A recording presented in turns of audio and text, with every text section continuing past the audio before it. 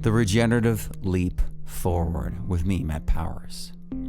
So before we get started, who am I? Well, I started off my life pretty normal. I grew up in New England. That's kind of the rhino's horn of America, this corner of America. And my plan was pretty darn simple. I wanted to be a ski racer and I wanted to be a rocker. And as you can see from these things, I did those things. But let's kind of unpack them a little bit, because an older, wiser self kind of looks at this photo and sees a lot of layers of things that might apply to you, might apply to this dog. I don't know. And what I see here is I see a young Matt going off this drop-off. There are these little cliffs that are built into this ski race. It's not a typical way that people are doing GS, but it's a fun way that Mount Snow is doing it for this special race. And you would go off these little cliffs like jump. So you would jump as part of this. But if you know anything about the physics of skiing and speed and movement, and you probably do, you probably suspect some of this, you don't want to slow down before you go off these things. Can you see the snow coming up off my ski? Can you see how both feet are on the ground? First of all, that's not good technique. But secondly, I'm slowing down. I'm also looking right down at it. And, at least my arms are together and my arms aren't like wide, catching the wind to slow down and go back on my heels. Totally, that's good. But it's really telling. I've got all this great equipment on. I'm slowing down though and looking at the thing that I fear instead of looking past the thing I fear at the goal. I'm in the middle of a race and I'm slowing myself down. And many of us are at this moment where there's a drop off coming and we're slowing down and staring at that drop off instead of looking ahead.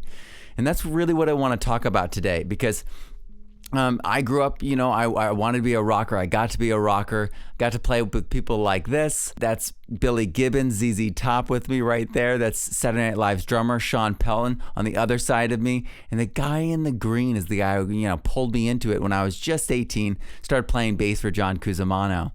And during that process, I met this amazing young woman who became my wife. I actually knew she was my wife 3 days into our relationship. And 6 months later, we were married. And what's funny is the night I was so excited, I had to tell someone the night that I proposed, and she said yes, 3 months into our relationship, that I called my friend John from that last picture. And I was like, John, he's my band leader. I was like, you're never going to guess this. You're never going to believe this. And he's like, guess, all right, well, I got something to tell you. And so I went first. I told him that I'm getting married. And he was like, wait, what? What? He was like, I proposed to Rachel. We're getting married too. And you stole my thunder. And he was totally upset. So this happened too. Rachel, Ray, and John got married. And then from there, I got to see her kind of just like go through the roof. I mean, Oprah's camera was there at the wedding. We started national touring. We started playing all over. And then this little guy came along. This is my son. He started playing music really early on. He is absolutely fluent in music. Some people could say, he's a genius, but it's more like he's fluent, and more of our children could be fluent if we gave them the opportunity to follow their passion. And then I started doing solo music. My stuff's still on iTunes. And all of this really compounded into a moment where my wife was getting tired and, taking care of the baby and everything. We thought maybe it was that, but it kept getting worse and worse and worse. So she felt like she was underwater. And then we did a biopsy and they discovered cancer. And it radically changed everything. We listened to the doctors at first, and the doctor's advice led to more cancer.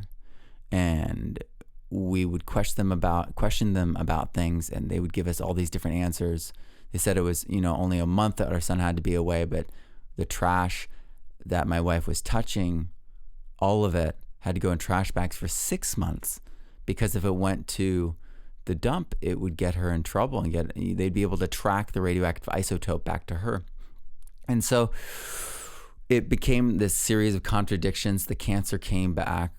She lost her thyroid. She lost huge parts of her leg to melanoma in 2 different parts. And it totally changed how I felt about doctors, how I felt about medicine, my level of trust of the world of experts. And we left.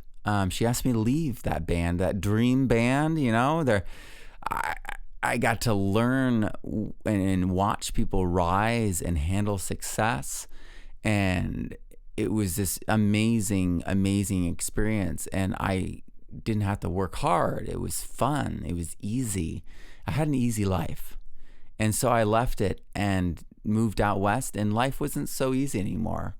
I kept trying to do my dream, and life kept just kind of pulling me back to responsibility in a daily life inside my house with my family, taking care of my wife and taking care of my kids, cooking the food, doing, the dishes and all this stuff, and really just focusing on, being, a homebody and being at home to take care of my family. And so the hardest thing, that I had to do at this time period was quit music. And I was bitter about it and upset. And I became a teacher, not by choice. My wife and one of our family friends really leaned on me to just try it, just go, just take the test, pass the test. I'm sure you could pass the test. And so I did. And then I went to schools and I saw how poorly kids are treated, what crap they're being taught.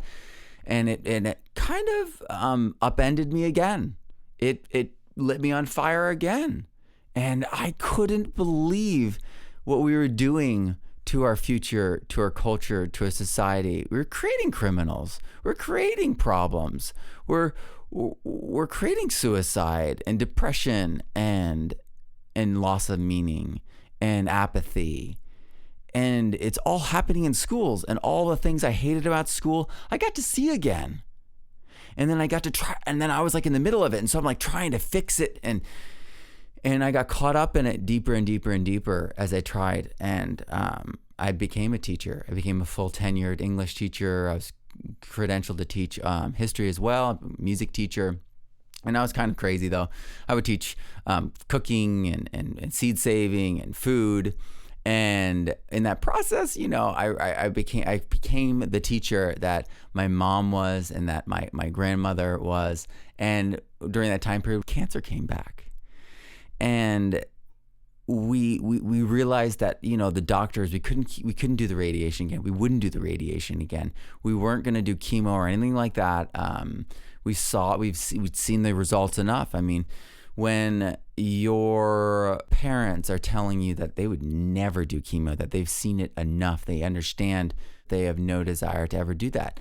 And so you've got all these voices, that they don't know what they're talking about. They're reading off of separate scripts. And I just started reading alternative stuff. I started studying alternative stuff, and I discovered the Gerson therapy. And they say that the Gerson therapy is only 30% effective, but chemo is only 15%. So this was our hope. This was what we were working on. This is what we were going for. But if you've done the Gerson therapy, then you know very well how expensive it is. And finding affordable organic food for eating and juicing is almost impossible for most people's budget, let alone a substitute teacher. So I started gardening, and I started trying to grow this food. And I didn't do very well because the soils are 140 degrees. You water them, they get down to 115 degrees. The wildlife pressure is intense. We've got communities where they're not allowed to hunt just a few miles away. We've got Yosemite on the other side. It's all full of wildlife, of deer that just come and decimate. The family came at night. They just ate the whole garden. That's the same story everywhere. Everyone told me you couldn't garden. It's not going to work. You got to go to the valley where all the farms are, where the animals just aren't in great numbers. I also had mounting debt. It was brutal. I wasn't making enough money. I was used to making good money as a bass player. I had a 2-story apartment I was paying for with just bass playing and catering and managing events in New York City. And it was really, really hard to adjust to that lower gear as I was trying to make us switch 100% to organic and then grow 100% of our stuff organically and then enough to grow stuff to juice. Whew, I'm getting like panic just thinking about it. And it is crazy how easy it is to get into debt when you're trying to treat cancer, when you're trying to do things alternatively. And then later, when you don't have health insurance, like right now, off and on for the past 6 years, it's very difficult. And as a musician, we always face that. And when I became a teacher, it was like this huge blessing at first, but then it became a curse because within a few years, I was paying $750 a month for my health care. And so this mounting debt, just all sides started caving and falling on top of me. And I realized I couldn't remain a teacher. I couldn't stay in this position, or I would be capsized. I would be drowned. I would be crushed. And so this was this realization that I had to do something to save my wife. I had to do something to become this gardener. And I had to do something to get out of debt and get out of this position that I was in. And I didn't know what to do. And so I started studying. I started seeking and looking everywhere, the internet, books, everything. And I discovered this thing called permaculture. And it sounded really like it was the solution to all my problems. And as I was studying it, I kept finding political answers and social answers that were surprising, that were non-political party associated. They were innovative, they were creative, natural, and this new thing, regenerative, and not sustainable where we're like at one level, but things get exponentially better. And it's really simple. It's earth care, it's people care, and it's future care, which is the investment, management, and planning and design towards the future care of those first two ethics, earth and people care. More complexly, it looks like this, I created this. And if you just want to simplify it, permaculture is the noun. It's those ethics, it's the principles, it's what we're providing care for and designing towards with that lens. And it's a thing, it's a philosophy, it's a lens, it's a anthropomorphic thing, okay? And then regenerative is an adjective, it's a descriptor, and it's a behavior, and it's scientifically measurable. So permaculture is this scientific lens that allows us to see all these things, but regenerative is the actual behavior. So that's really what's so powerful about this, because these two things go together. Once you see it, you can be it, right? So this is the moment when we pair these two things together and really see how we can take this into our lives. And this is me in the center here. I threw these seeds on the ground, on bare ground, after I cut these swales and walked away and watered it. And it grew like this, all in one season. And so we can do this. We can create epic gardens, epic food forests, abundance wherever humans are. We can do this. And it didn't take me long to figure it out once I had the information and once I started digging deeper. And I was really lucky because I learned this not just in the PDC. I had been studying the book side of things for years, and I'm an academic, so I take a lot out of books. I used to study Shakespeare, that was my colloquium. I studied James Joyce, Ulysses, all that kind of stuff was like candy for me.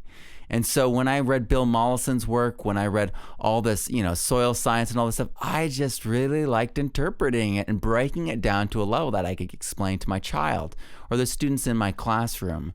And so when I took Jeff Lawton's PDC and got my certification, my official certification, I really was asking him questions about Bill Mollison's work, not what Jeff was teaching.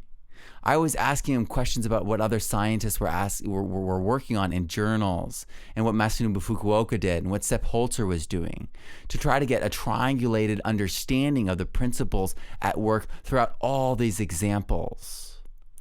So that's why you see this explosion to a certain degree, and how I applied all these things so quickly in only a few seasons. there was massive change over several acres. And I did a lot of things that were unconventional, never seen in permaculture before, like living fences. I didn't have money for fences, so I created a group of plants that literally acted as living edible and non-edible fencing for all those wildlife critters. So I was able to grow an abundance of food. I was able to create a barrier to the wildlife. And then I was able to lower the temperatures from 140 to 76 Fahrenheit. That's a completely different reality. That's almost cold comparatively. So you get to see in very, very stark reality how we can control the temperatures really easily in these situations, even if it's 112 degrees, 115 degrees Fahrenheit ambient temperature out. And you've got sun, bearing down on you for almost the entire day. So this is what I learned from permaculture in practice.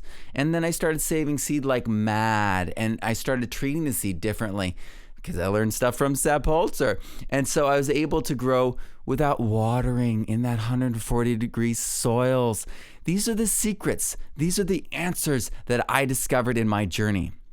And they're not in other people's PDCs. You won't find these solutions because they haven't done it. And this is what happened with me. This is my journey. I was able to not just seed save, but start to create my own varieties, start to take these heirloom varieties into new land races. And I then wrote a book about it and almost made as much money as I make in an entire year as a school teacher. I actually think after taxes, this is exactly how much I made as a school teacher in Madera County. And it's really kind of crazy, right, that we pay teachers so little, but it was really crazy that this was even possible, that I was modeling this for my students so that they could launch and get themselves out of their situation. And then it happened for me in front of them. And so my students are in Madera County. It's one of the poorest counties in California. It's the 6th most violent county in America. Kids really don't have very many options. I mean, it's go into debt, extreme debt to go to a subpar college, go to, the military to trade time and maybe your life, or go to jail or trouble, or I've lost several students already. They're not with us. I've had several students make poor decisions and get permanently damaged by their choices. And so it is not an easy place. And so I was really trying to give them something, give them some hope, give them some direction, give them a path, give them a bridge from where they were to where they could be. I was really lucky as a child. I was gifted all this amazing experience and education. I went to a school where my roommate, was in the Olympics a few years ago. My brother, who was across the hall in our dormitory in 7th grade, beat Bodie Miller consistently as a teenager. Bodie Miller's a gold medalist, remembers my brother very well. I was able to grow up in this really high performance atmosphere. I went to boarding school. I went to NYU. I had all this gifted to me. And then I saw what was going on in the world around me. And I felt I had to pay it forward. I had to give this gift to them. And so this book became that gift. And it went around the world. This is in Africa. These are translations. These are just a few of the translations. There are many more in process right now. And there's many adaptations that I'm licensing as well, because in some areas they need different information. They need pieces of information. They need parts of it expanded, simplified, and parts of it just don't make, there's no words for them yet.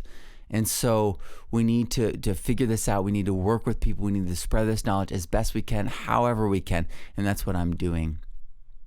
I work with peer reviewers on my work. I work with experts all over the world globally, people who have done it, scientists, researchers, practitioners, other educators. And through that process, I've been able to create unbelievable in-depth works that have now been accredited, programs that are now reaching people all over the world, in countries all over the world. So 7 crowdfunding campaigns later, right? I've got 16 books, 7 online courses, And soon, 2020 is going to be 20 books, 10 online courses. That's over $100,000 in support. And that's all in good faith. And I think that's really important because that's a seed. You saw, you believed, and then you put it in me. And then I was able to take that seed and germinate it and grow and then provide fruit that everyone could feast off of. And now it is in schools, it is in colleges, it is in stores and libraries because of you. It is accredited. It is in 6 languages. It's on all continents. But Antarctica, though, I've heard that someone's trying to sneak it onto Antarctica, so we'll see. Really, what this is the academic bridge to the regenerative economy, to the regenerative future. This is what I'm all about. This is what I've been building because I see these kids, I see that they do not have an economic, hopeful future.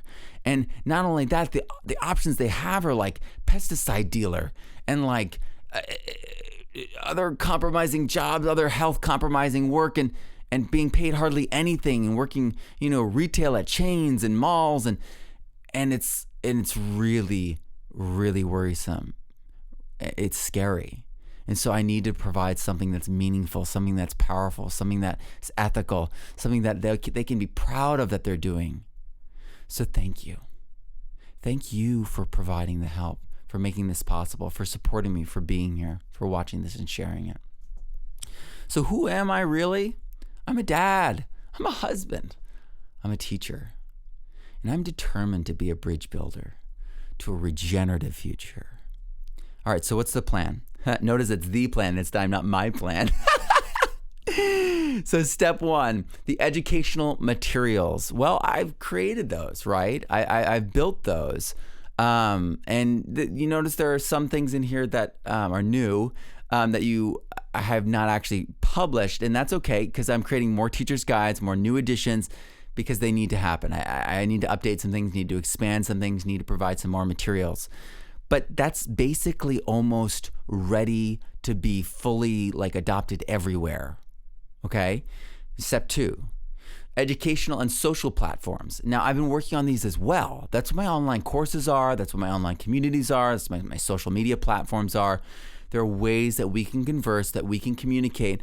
And my courses on the back end are these peer reviewing expert communities as well, where we're fomenting discussion and discourse so that we can really arrive at new understanding, deepen our current understanding. So more teachers' guides, right? More new editions, more accreditations. We need to get into more schools. We need to reach more people and in more places. Now, step 3, regenerative career, business, and entrepreneurship training and networking are so critical to this next step because we have to know what to do. We have to know how to do it, and we need to know who to do it with. So this is a problem I've seen. I've been part of it. I've been swept up a little bit of it, but I've always had this sense that we need to be careful because of the music industry, because of the publishing industry that I've always come from and been a part of. So I'm really hesitant to jump into business with people. But at these events, they're like, let us do an event and it'll be like Burning Man inside a hotel, but without the fire. And people get intoxicated literally and emotionally, and they make decisions. They're like, I feel like I'm you and you're me and we're the same and we're just gonna launch this business. It's beautiful. And people make bad decisions, and a year, months, maybe even weeks into it, they realize that was a bad decision. We don't have the money to do this. We don't have the skill to do this. We don't have a good plan. We don't have the compatibility to do this together. The reality is so many businesses are broken by the way that they begin. And I've seen it at these things, and there's a shift that's come in many of these conferences in the personal development and the business world. And in the regenerative world, I've not seen that shift. There's still this party mentality to a degree, and we have to shift to a reflection, a deeper, centered, focused, clarity-based brighten those lights. You know what I mean? Like, we want people to have a clear understanding. We want people to reflect. We want people to have an organized path forward at these conferences and at these get-togethers and trainings. We can't just be marketing to people at our event. We need to feed them and teach them. You know, it's like people never stop marketing, and they're just selling the people on the idea of the thing in it rather than teaching them the actual thing. And it's really critical that we get off the hype train. We get on the instruction, the growth, the reflection train, because that's where all of the growth really happens. So we need to have regenerative business conferences and job expos. Like I said, it needs to be real. It needs to be gritty and how to. Job expos will bring in everyone. Everyone. We need a lot more than market gardeners and farmers and orchardists and ranchers. We need all the people that form around those value adds and services in the local economy. We need all the jobs in our current economies to switch over and find their regenerative twins. We need to have all the waste streams flip into fertility, flip into new powerful resources that are regenerative. We need to do this, and we need to provide the jobs to do it. So it's critical that we think this way, that we prepare for this, and that we do it. So I'm going to be doing this. I'm going to be creating job expos that are paired with business conferences. Yes, paired. So we have two conferences essentially at once. But this is having an inner and an outer, I think is really, really important, so that there's this recognition that, hey, there are people right there, right now, that are scaling up, that are making choices that will change the world. And it has to happen. This has to happen. So 15 U.S. cities, 100 startups each, 1,500 startups by 2022. This is the plan. We are going to ignite the local economies of these cities with new, regenerative, ethical, exciting, and powerful businesses that are disruptive economically, ethically, socially, and environmentally, so that people see what is truly possible. And if you're like, wait, Matt, how are we going to do all that? Listen, we need business models. This is the number one linchpin that is missing, that people are finding, is that drop off. And they're looking right at it. And I've realized this, I've seen it. And that's why I've got that course, the Regenerative Entrepreneurs and Experts, for business planning.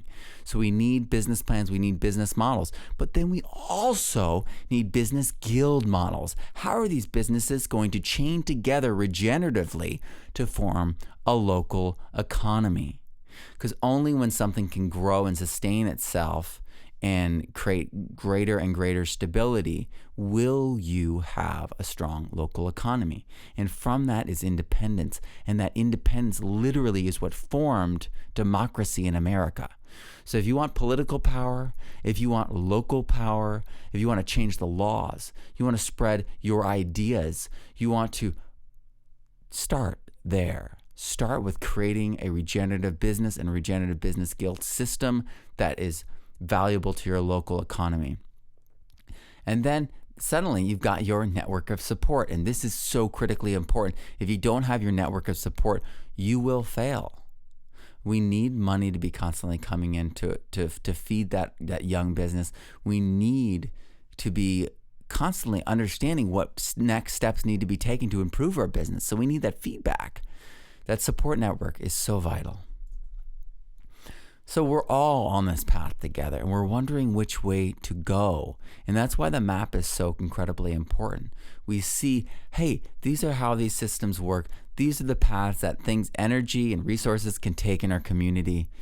But then seeing how they link together is really critically important. And notice how I underline in the middle there of the red dot, value added.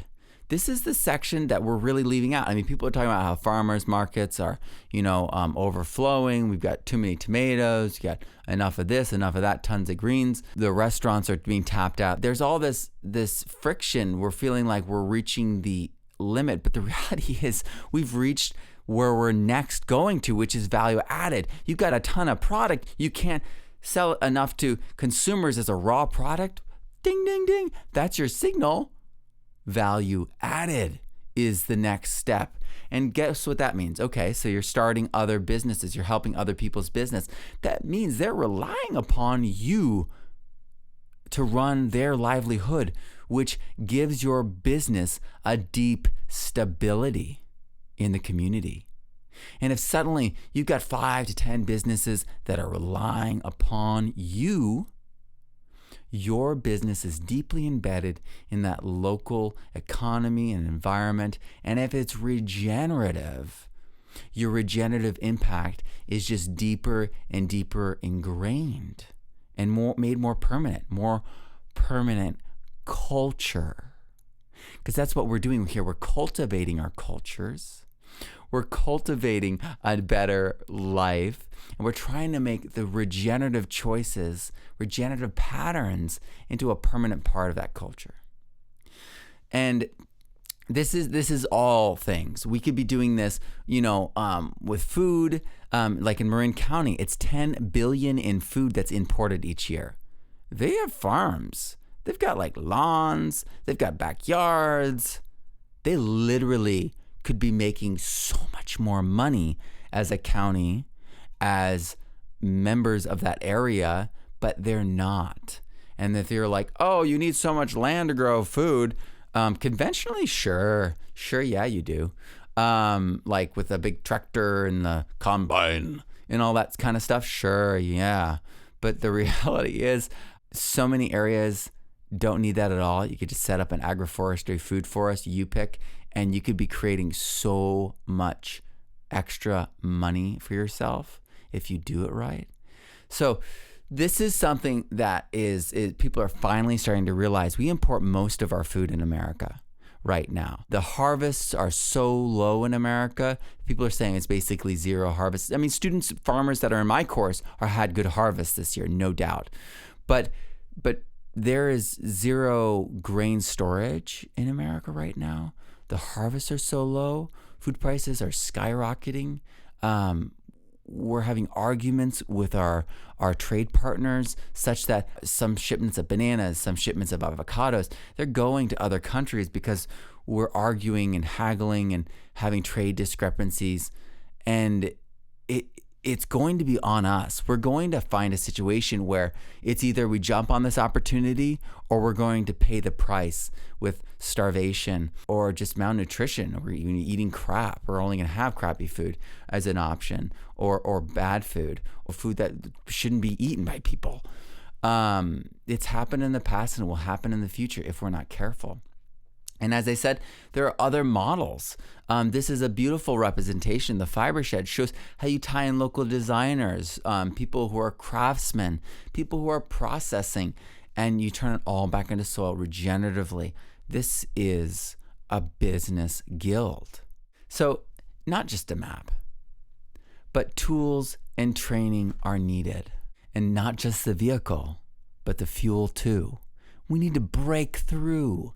We need to get to that other side. We need to get out of orbit, that barrier that for so long humanity saw as the barrier for all movement of humanity.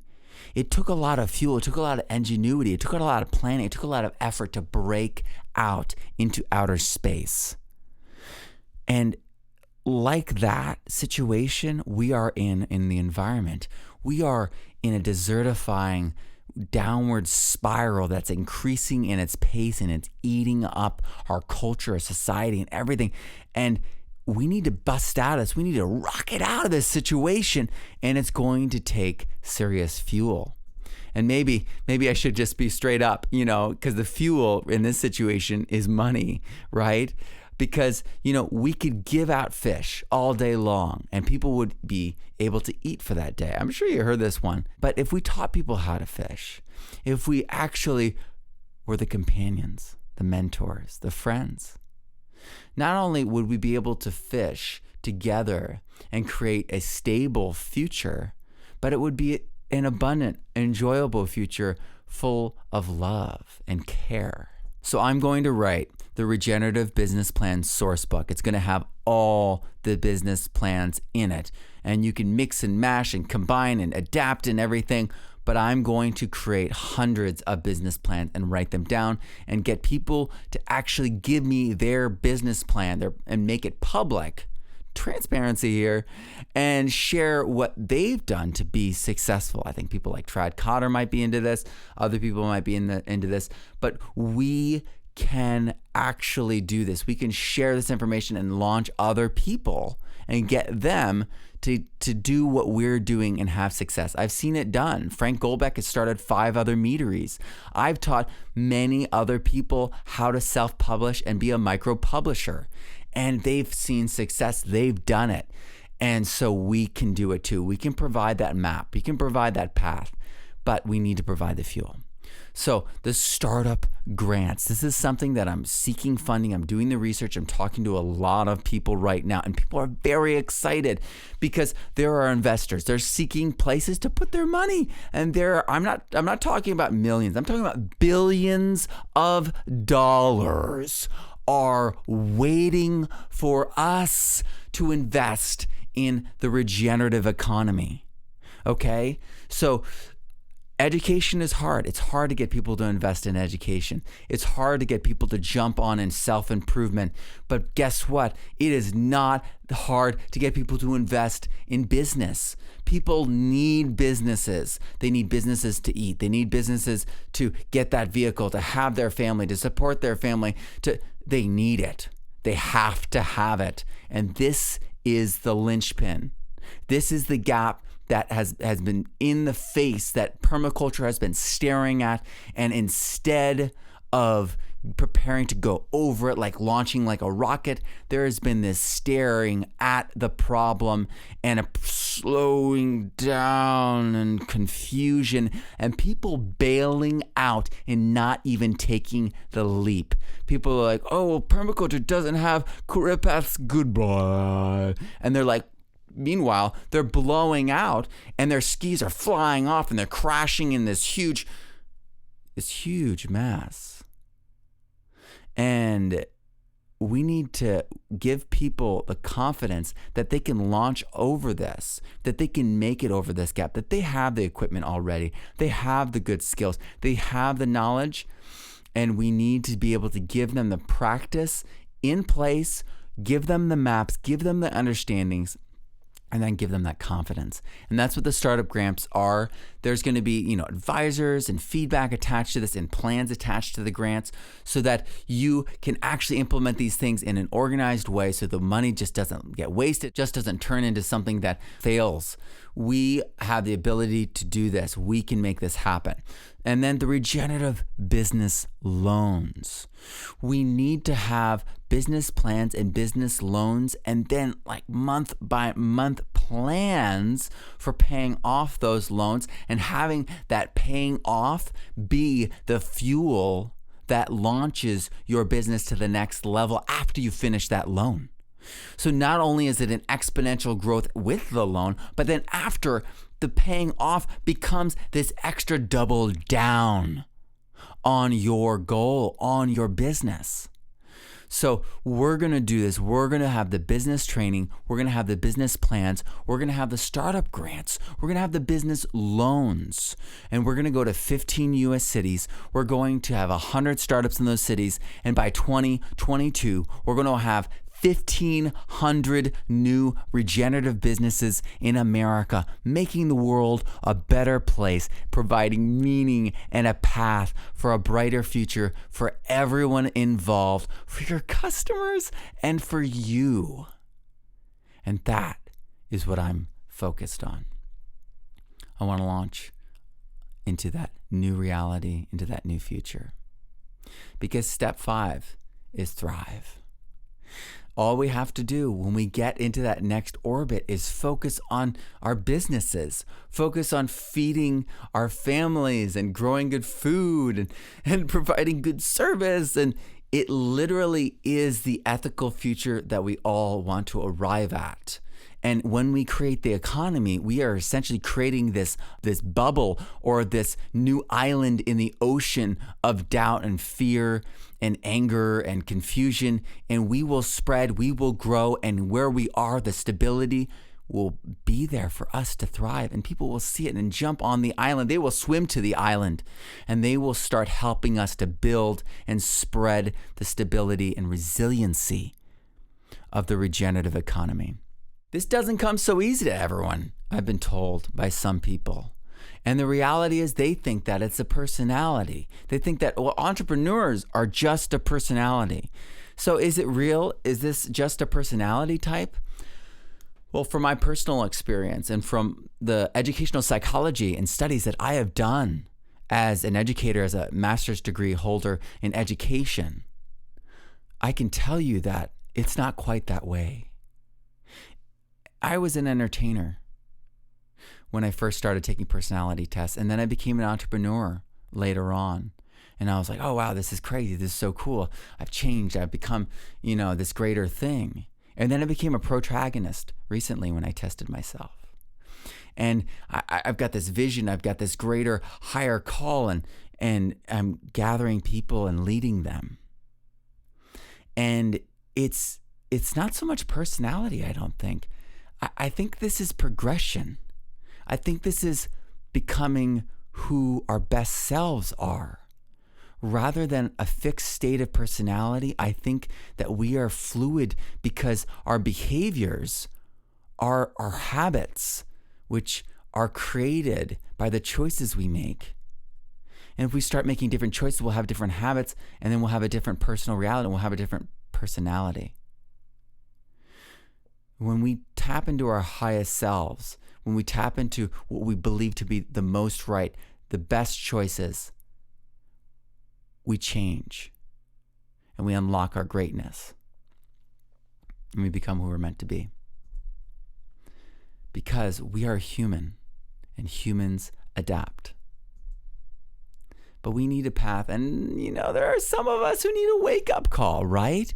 Aren't there people out there who are just blindly driving through our cornfields and destroying everything? What are you doing?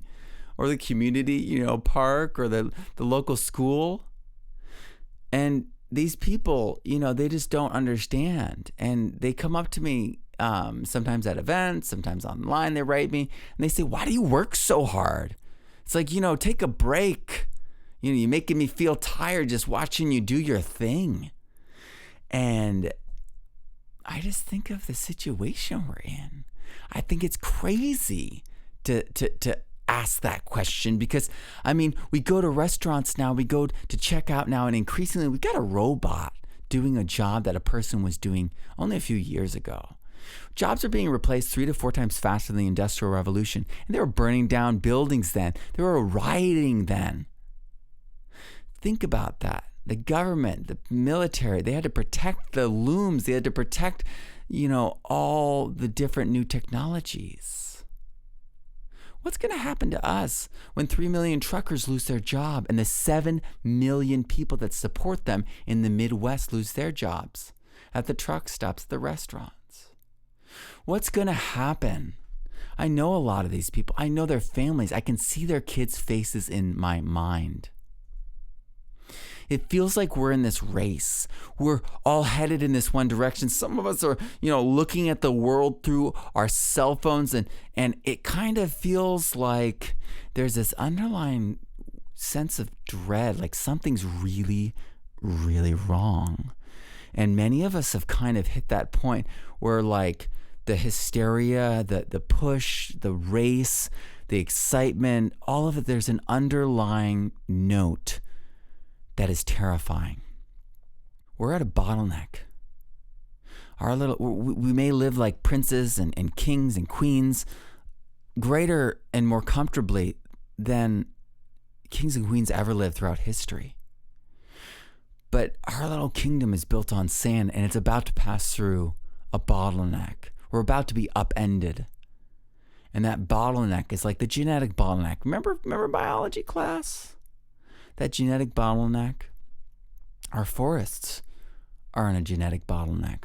We're losing the world's oldest trees right now. They're all dying. We're losing our forests right now. We're killing them, and they're burning. We're losing our soil right now. It's washing away. We're destroying it chemically. We're tilling it away. We're letting it blow away. And our animals are in a genetic bottleneck. That's where the term came from. And we can't bring them back, despite all the fun Hollywood science that's out there and the things we've attempted. We can't seem to bring them back. Even the oceans. We're at a bottleneck in our society as well. Have you seen the homeless camps around our major cities and how they've grown in the past few years? I went to a doctor in Washington at a high-paid clinic, and she revealed to us that during medical school, she could only afford to live in a tent city. So these tent cities have our doctors in them. They have some of our highest paid members of our society. So how safe are we when we live in towns where if we sold our house, we'd never be able to move back to that town? How safe are we when to get an education, we have to live as a homeless person? I'm reminded of this photo. This is that Dust Bowl era photo. This is actually the great-grandmother of one of my students from Madera County. Her family moved to the area after the Dust Bowl, and this was her grandmother, and that's her grandmother in her arms. And we are at another situation where we are losing our soil. We are about to hit an incredible realization about our food insecurity. And people are going to go hungry. People don't know what they're going to do. And this uncertainty is pervasive in our society. It's also a bottleneck of health. How many people do you know who have cancer, a chronic disease, an autoimmune disease, or ADD, ADHD, or Asperger's, or autism? Things are exponentially increasing. We are losing our ground. Despite the technological gains that we seem to be arriving at space age technology, we're getting sicker and sicker. And many of us don't know it, but life expectancy has dropped for the past 3 years in America for men. There's this realization among men in their 50s that their businesses they've been contributing to are destroying the environment, or they don't have any job security, or they're working a job where they have no security. They're working a temporary job. They see that they have no retirement. They see the end of the road, and they see no hope for their future. And so suicide among 50-year-olds and increasingly among teenagers are steeply on the rise, and it's lowering our life expectancy dramatically. If we want to fix this, if we want to have old age be a time period of gratitude, a time period of adventure and fun and reflection and joy, we need to do something today, now. Because I know if we do nothing, if we continue on this course, it's going to be hell on earth. And these people who've lost hope see that. And it's time that we show them a different path. It's time we show them a different future so that when we're at that age, we get to watch a completely new world unfold. And many of us are caught up. We're turning to the internet for inspiration, for comfort, for entertainment, for distraction. But that love, that dopamine, that release, that comfort that we're getting, when you just get down to it, it's just your zeros and ones on a screen. It's not life. It's not people. You're not actually interacting. And this realization is starting to dawn on people at their jobs as well. We're starting to realize our financial institutions, our larger big businesses, global everything, even our governments are all running out of time. They're all on a dead-end street. It's all zeros and ones with an illusion of reality playing and flickering over it. And we're realizing that it's just an illusion. And people are getting upset. People are getting angry. People are getting out in the streets. People are protesting. People are walking out of their jobs. People are doing things that are drastic. And now is the time, before things go too far, that we make good choices, that we make steps, bold, giant steps. Leaps must be taken to cross the chasms that are opening up in the path ahead. Collapse is a reality in many places already. We'll have to rebuild from those collapsed ecosystems and cultures and societies. We're not going to be able to stop this everywhere. But with permaculture, we can restart properly. We're not going to be able to stop this everywhere. When I think of all this stuff, I think, what are we going to do for them? My boys are up on top here with their cousins, and my sister-in-laws here are at the bottom, and that little baby right there, her mama, I taught English sophomore year, my first year teaching, and the poor thing, right? My bird pancake year, actually that was one of my favorite years teaching.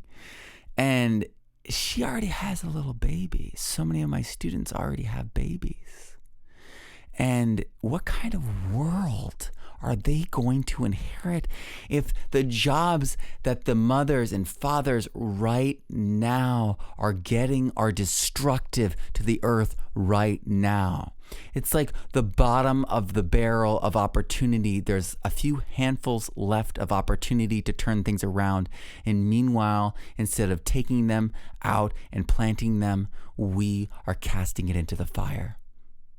We need to make better choices now for our children, for the future, because they deserve better. They deserve a chance, a real chance at a future. And our wives, our spouses, our sick ones, this collapse that we're talking about, this, so many people flippantly talk about the end. They're not thinking about their loved ones. They're not thinking about their kids, their medication. Think about all the people that are sick that need us to maintain these lines of stability. We will not survive the sorrow of the collapses, losses, if we do not prepare today for those collapses to be moments of regenerative bouncing back. This is our opportunity. This is our choice, and it's a stark one.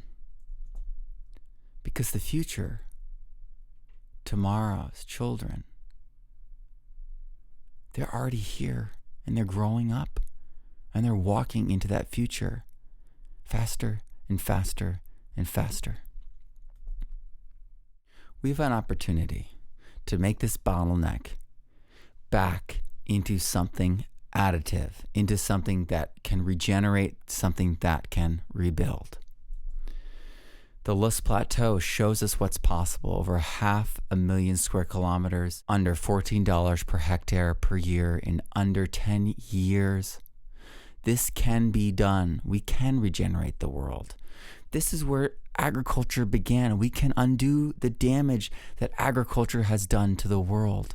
All the deserts, the Middle East, the Sahara, we can fix these before we create the new deserts of the Mediterranean, the Midwest, the Amazon. So what is your why?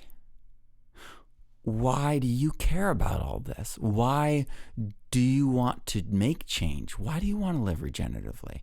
Why do you want to make change? How is your why regenerative? How is it multi-generational? Or exponentially profitable and beneficial. What will you need to learn? What will you need to study? What information do you not have now that you need? What will you need to accomplish it? What tools, what resources, what people will you need to accomplish this vision, this why? Who will be your community of support? Where will they be? Who will they be? What kind of people? I found mine. Actually, I built mine. I created an online community of lifetime members around this advanced permaculture training towards career development, towards living it in our daily lives. And it's lifetime because this has to be a culture. We can't just give people or sell something and then have them go away. We need to stick together. We need to form that island that we can invite more people to, and we need to expand.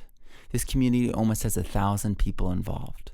And that's why I'm inviting you now to it, because this is a strong, growing community focused on peer-reviewed, cited science and real case studies, real businesses that are thriving today with business models that you can emulate and experts that you can ask questions as you build these things, as you troubleshoot the management of these things.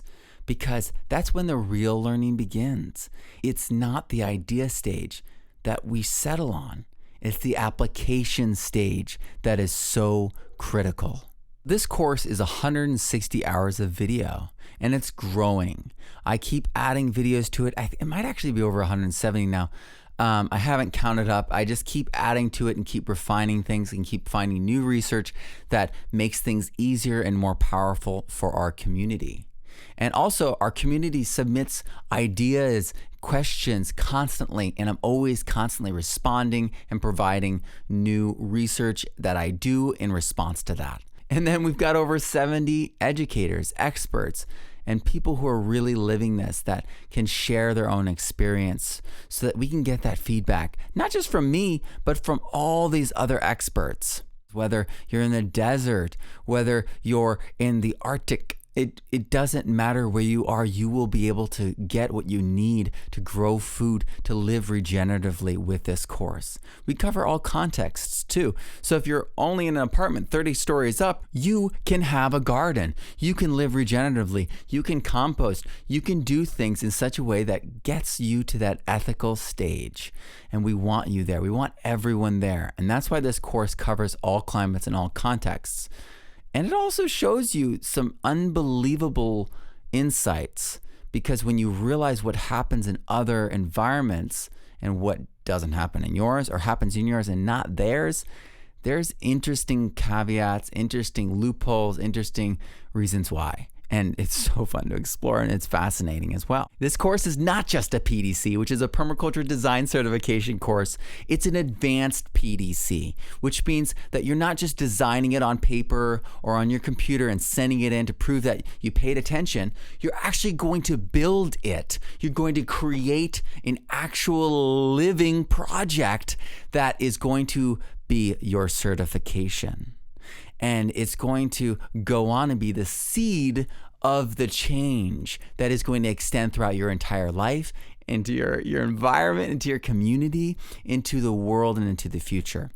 And as part of that, a critical part of that is the feedback and community. So not only can you get feedback from me on your designs and other teachers, you'll be able to get feedback from the community. You'll be able to discuss things with people from all around the world, from people who are commercially doing it to people who are doing it in their backyard. You'll be able to develop a really agile understanding of what is possible for you in all contexts. Many of my students are actually affiliates of mine. So everyone in my class has this opportunity to become an affiliate, a 50-50 affiliate, even though sometimes I'm selling books and I'm adding goodies and all these different things, and which are costs on my end of that 50-50. I'm giving this because I believe in my students and I want to support my students as much as possible. I want to give them grants. I want to give them loans. I want to give them everything they need to get to that regenerative future, to get that abundance, to get to that stage where you're out of the orbit, when you're into a completely new era of your life, a completely new reality. And to that end, to make things easier, we've also got payment plans, we've got bonus courses, we've got goodie bags. So this goodie bag, we've never had a goodie bag on this level. That rice knife is the best rice knife in the world. It's Permaculture Tools, Jeff Lawton's son, Daniel Lawton. This is the most incredible rice knife, and you can't buy it anywhere. It's the small PT11 rice knife. They're going to hand make it, handcraft it for everyone who signs up at that level. And it's a tool you're going to use for the rest of your life. Not only that, there's the book collection that's going to come that pairs with the course. You're going to get the journal. You're going to get the AMA-C Beauty Health package. This is absolutely something that I have to have every day, something that I use constantly, something that my wife uses constantly. You know that 60% of what you put on your skin goes in? Well, now you do. So make sure that you get this. If you don't get this package, go out and buy AMA-C Beauty products anyway. This is Ocean Regenerative Handcrafted Skin Therapy, and it will change your life. You'll put it on your skin and you'll feel like you've been to the beach. You'll have that refreshing moment all in a bottle. So check that out. And then, of course, for all those plant breeders out there, if you want the rarest, most interesting tomatoes, you want your own variety. We've got F3 tomato seeds from Brad Gates, Wild Boar Farms, just like last time. So if you want to keep doing this, you want to get a new variety, jump on it. This is here. And then Blue Sky Biochar. We have an exclusive sample package of Hyperdrive and bamboo vinegar and biochar. And if you're a fan of my seeds, I'm gonna have a select seed pack. And of course, I'm going to have the 5 Cousins seed pack. This is a goodie bag we've never offered before. We're gonna probably have some secret surprises in there as well. So if you're excited about this, this is the package for you. And of course, the bonus course, Regenerative Entrepreneurs and Experts. You'll learn alignment, crowdfunding, and best practices in regenerative business. So this is a business planning course in essence. It's got a lot of things in it, but it's in essence, you leave this course with a regenerative business plan. And I have some surprises. All those things are things I've already announced before in the past, but now I'm going to announce something that's not been announced before in the past. We're going to have a 3-for-1 lifetime access sign up. So not only do you get into the Regenerative Entrepreneurs and Experts, not only do you get into the Advanced Permaculture Student Online, but you get into Permaculture Soil Science and Solutions, the full 12-week course that just was backed on Kickstarter and made a possibility in 2020.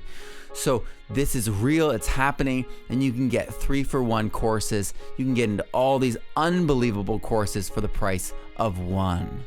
So click the link, check that out. And not only that, there's another surprise. We have a free trial. For those of you who are on the fence, for those of you who are like, oh, I might subscribe, I might not, this is for you. Click on the link below and go to the free 3-day trial and look inside the course. See what the course is actually like before you commit to buying it, so that you know what the challenge is, what the tools are, and what the paths are for you to grow and to develop. This is your opportunity.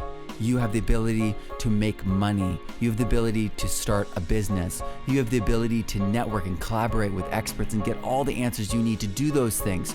You have the ability to check it out for free.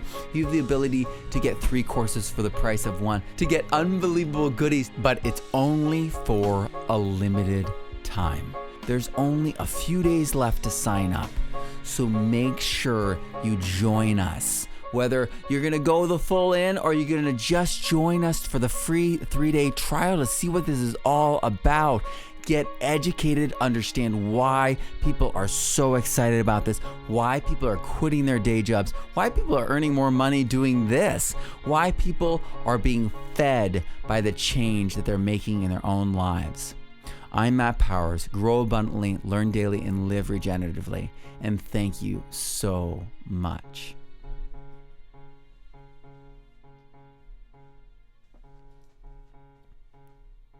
And if you're still listening, go click the link.